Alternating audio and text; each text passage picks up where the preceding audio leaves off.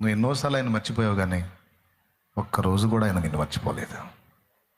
నువ్వు ఎన్నోసార్లు ఆయన విడిచి తిరిగావు, కానీ ఒక్కరోజు కూడా ఆయన నిన్ను ఎడబాయలేదు. దారి తప్పి తిరగకూడని త్రోవలో నువ్వు తిరుగుతున్నా, అపవాది ఉచ్చుల్లో నువ్వు ఇరుక్కోకుండా నిన్ను తప్పిస్తూ వచ్చాడు. నీకు తెలుసా సంగతి? నీకు తెలుసు.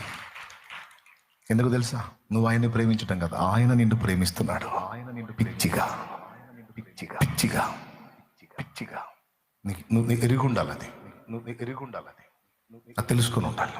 అది తెలుసుకొని ఉండాలి. మీ నాన్న బలవంతుడు.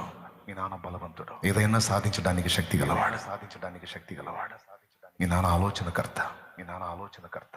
మీ నాన్న ఆలోచనకర్త. మీ నాన్న ప్రేమించడమే కాదు, ప్రేమను బట్టి కొన్నిసార్లు నేను శిక్ష కూడా అప్పగిస్తాడు, కొడతాడు. శిక్ష కూడా అప్పగిస్తాడు, కొడతాడు. శిక్ష కూడా అప్పగిస్తాడు.